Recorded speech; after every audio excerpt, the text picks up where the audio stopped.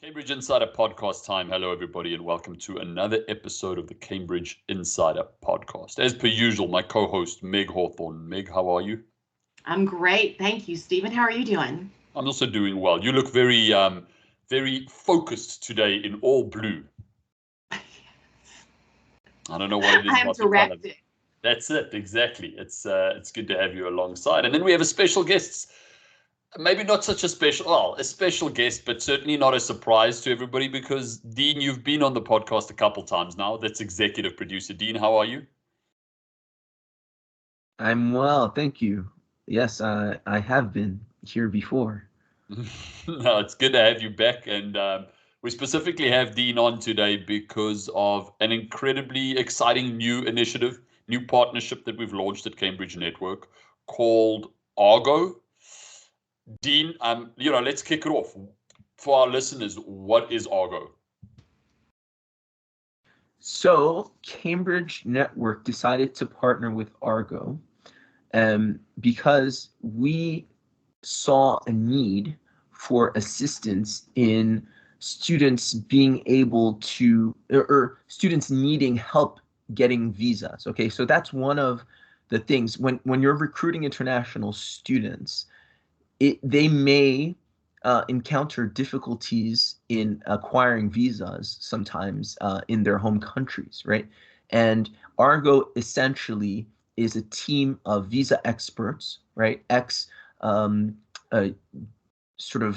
Visa consular officers that help consult on how students can make sure that they get their visa. Okay, it's not 100%, but they help with making sure that the student has the best chance possible to get their visa during their visa interview. So that's basically what Argo does.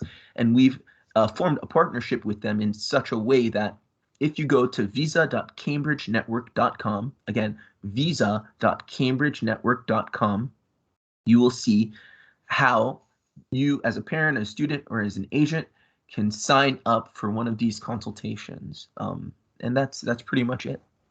Okay, that's something that's so needed. I think all three of us on this call and so many of our listeners have had experience at some level of either a student struggling to get a visa or having to retake a visa interview, perhaps failing one. Even in some severe cases, students just not being able to get a visa and having to put those dreams on hold. So, all right. So this is what I like about this right off the bat is you mentioned that these are consular service members or consular professionals that worked in consulates. Did they work specifically in the visa department issuing visas? Is that correct? Correct. Yeah, they were United States government officials. Specifically, they worked for the U.S. Department of State, right? That sort of runs all of the embassies and consulates around the world that issue visas to foreigners, to sort of students, to visitors. They don't only do visas for students. Obviously, Argo does visas in general, but for our purposes, we're mostly sending them students who need consultations, right? Help getting visas. Okay. I mean, again, right off the bat, it makes a lot of sense that they could give a lot of insights because they understand how the process works. They understand potentially some of the red flags that many of our students don't, what to say, what not to say, how to present yourself. So I think that in itself is a great selling point. Exactly. Help me understand this. Help me understand this a little bit better. Who would be looking for this service? Are we right from the beginning that might be concerned? Are we talking all students? Are we talking students that maybe have failed one or two visa sort of interviews? Who are we targeting here? Who do we say from Cambridge and Network we suggest you guys look into the service? That's a good question. So it really depends on the market. Some markets you have higher rates of failure when you're sitting that visa interview than others. For instance, for the Vietnam market, lots and lots of rejections. And this we've seen the trend for many years now. And especially now with COVID and, extra sort of precautions being taken and fewer embassy officials actually on call, fewer embassies actually operational, fewer consular offices operational. it's harder to get an interview. It's harder to get that appointment.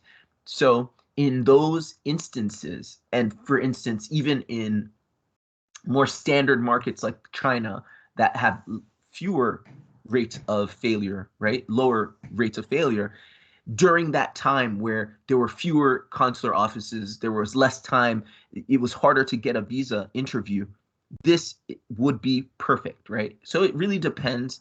So you want to look at markets that have high rates, relatively high rates of failure. Also, you want to look at times or instances, situations where getting that visa interview is very difficult, and you essentially have one shot. And if you don't make it, then you're going to have to wait quite a long time before sitting your next one.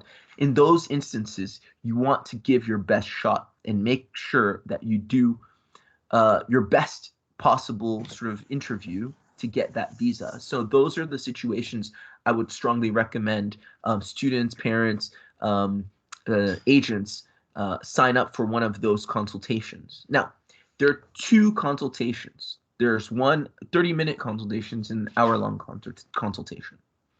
Neither is super expensive. Like, relatively speaking, you make a large investment. Students make and parents make large investments in tuition and, you know, costs of travel and all that stuff to come abroad and study abroad. So a few $100s for a very important consultation isn't relatively expensive. Now, our partners at Argo recommend that students who it's their first time taking that interview, they may only need a 30-minute interview, 30-minute consultation. However, for those students who have been rejected once before, they strongly recommend the hour-long interview. Okay. And the other thing is very important, that's very important to mention is, please, if you're looking for this service, don't do it last minute. Like, don't push, make it so that there's enough time for the student to actually absorb and implement the changes that are suggested, that are recommended by the official, by the consultant, right? I saw a case a few days back of a student who reluctantly decided to do this. They'd gotten rejected once before, and they're like, well, I guess this would be a good idea. I really don't want to be rejected again. Literally the 11th hour, they signed up. It was recommended that they take an hour-long interview. They took the 30-minute interview. The changes were sort of suggested, and ultimately they didn't really absorb them. There were so many changes. It was overwhelming for the student. The interview itself was 2 days after, and they failed. Okay, that doesn't necessarily mean that the consultation was unsuccessful, but you have to give the student enough time to change those habits and to really absorb what's being instructed to them. Yeah. I have a quick question. When you're talking about changing habits, so does that mean that there's actually kind of a mock interview involved, and then there's feedback given towards that? Yes, absolutely, Mike. There are certain things that students do that consular offices red flag. And in this consultation, these officers, because they were those consular officers in the embassies, in the consulates, they notice them and say, hey, don't do that. When this is asked, or when this happens, don't do that. Or when they ask this, don't mention this. Okay, don't go down that path. But the student has already trained and practiced, and this is one of the reasons we partnered with Argo. There are very few, if any, companies or sort of agencies that offer this kind of service with this kind of expertise. Okay, a lot of people probably claim to be able to offer visa consultation services, but they have no clue because they never really worked in American embassies or consulates. So they don't really know the ins and outs of these interviews and what is flagged and all that stuff. So it's important that students not dilly-dally and delay in choosing to take this consultation if they think they need it. Because the last minute, you may not even get the full benefits of the consultation. Yeah, that's really interesting because so many of our kids do get involved, heavily involved in interviewing, interview coaching, interview practice, mock interviews before they meet with schools. So the next step is the visa, and that's just as important as an acceptance because you can't follow through. So it seems like it's a really invaluable service. It's Because so if you're important. Let me tell you. practicing the wrong things and you're making the wrong assumptions, and also I would imagine, I've never done it, but I would imagine that sitting for a visa interview could be very stressful, especially if you're Extremely extremely the younger stressful. you are. Yes, Because right. I've done a couple, Meg, extremely stressful. They understand the implications. For instance, in the case of this one student, unfortunately, because they failed 2 visa interviews, they, I believe, can't get another interview until maybe months or a year from then. So if they had initially paid a deposit to go to a school, either they lose the deposit or refunded the deposit. With Cambridge, they're refunded the deposit. But with other agencies, they may lose the deposit entirely, right? And that derails their entire education plans. They may not even be able to leave their country of origin or have to choose another country. So it's very, very important. Yeah. Yeah, there's so much. We talk about the obvious financial implications, and there's a big financial investment that goes into, looking for international education and ultimately pursuing that. And obviously, this is a way for students and families to protect that. There's also the emotional side of things where families plan, and there's this emotional family decision that gets made about my son or daughter is going to go abroad for 4 years. So all of that planning and months of preparation comes down really to one interview. If you don't find a school, like if you don't get accepted by one school, likely there'll be another school because we have great school partners. If your I-20 doesn't come today, likely even if it's delayed, you'll still be able to eventually get you. But the visa interview, as you explained now, there's a final sort of a finality to it that makes it such an important part of the process. And I think sometimes a sort of a undervalued part of the process because everything hinges on getting that visa. So with that in mind, Dean, with some of our school partners that are listening, are they able to perhaps recommend this to a student that they feel, hey, this kid's, English level is maybe, obviously good enough and we look forward to working in, but we really want to make sure that they get a visa. Do you think schools should be saying to potential students, hey, there is this great service. We have also invested a lot in getting you to our campus. We know you've invested a lot. Utilize this service, go for a consultation so that we make sure that you can get your visa and can actually join us. Is that something schools should be doing? Absolutely, absolutely. And one of the reasons schools partner with Cambridge is that they don't necessarily have to understand the minutia of the whole onboarding process, right? They just issue the I-20, they do their part. They may not really appreciate all the subtle sort of, okay, this student is in a country that has a high reject rate for visas. We got to make sure that they get their visa because we really want the student. A lot of our schools aren't even thinking that way because for them, they just accept and they're waiting for the student to be accepted. It's just kind of like and something that they expect to happen. But we have to understand it's a matter of national security that we have these consular offices, and they're asking questions to make sure to keep our borders safe, okay? Not to get political, but this is important. It's an important service. So this is just making sure that students who are coming to study are able to be granted access to our country. And so absolutely schools that partner with Cambridge, schools that don't partner with Cambridge, it doesn't matter. If you feel that you need a student to, if you feel that a student may need help getting that visa and securing that visa interview, right? Securing an acceptance and an acknowledgement on their visa interview, then go to visa.cambridgenetwork.com, just like it sounds, and have them sign up. Because it's extremely important, as you said. Without that visa interview, nothing else matters. It doesn't matter what they paid for tuition, what they put down for deposit, what plans they made for their homestay, for their dorm. They're not going to go.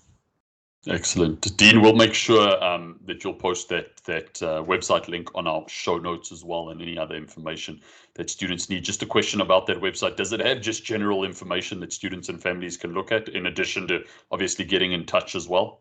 Yes, Okay. it has general information. It has very simplified instructions as to how to sign up for a consultation.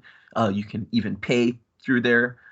It has everything. And if they have any questions, there's even a box that they can click and ask a question, and somebody will respond to them either in real time or with a delay. Because I think the offices there are various offices, but it depends on the time zone that they're Awesome. posing the question. Awesome. Meg, any as we bring this to a close, any final thoughts or questions from your side? I think that in listening to this, it makes so much sense.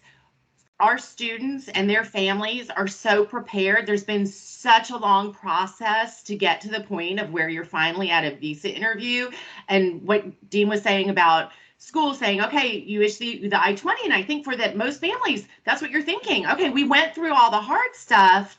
We know that we're excellent citizens. Why we're not going to have any problem getting a visa. And then for whatever reason, the worst happens. I actually saw, and you can find this on the internet also, I saw it was a series put out by Argo, and it was numerous. I think there were 5 different consultants from around the world who talked about the process. And it was really fascinating because it could be any little thing. The visa person is in a bad mood. The student feels threatened or even more nervous, and that can skew the whole thing. So I just really think in talking about it, it is one of those small, seemingly small details that means so much. So it sounds like a very important opportunity, almost like studying for the TOEFL or something. You know, like why It's not? one of If the you've gone steps. through everything else, why not just give yourself that extra edge or extra peace of mind? I think it's a phenomenal service. Yeah, it absolutely is. And it's one of those things that, because, not many people, I guess some markets, they don't have high rejection rates. But in this time and, this day and age where, consulates are closing left and right because of, Omicron or whatever, COVID breakouts, it's hard to get a visa interview. And if you want to fulfill your study plans, you have to make sure you hit that that interview the first time. There are usually timelines involved. Exactly. Yeah. Absolutely. Dean, as always, we appreciate your expertise. I think Meg said it extremely well, but this is just an incredible service. I think, again, Cambridge Network leading from the front, innovating, making sure that both school partners and families and students feel supported and have the resources to undertake this huge proposition of going overseas and studying. So to all of our students, schools, have a look at the show notes. We'll post that link, and you can find more information there. As always, to all of our listeners, we appreciate you tuning in. Thank you. Remember to like, listen, subscribe, leave us notes, leave us a couple questions. If you like Meg's blue glasses in today's episode, I think that's something nice to do in the Christmas spirit. And we'll catch you around the next episode of the Cambridge Insider podcast. Bye-bye, everybody.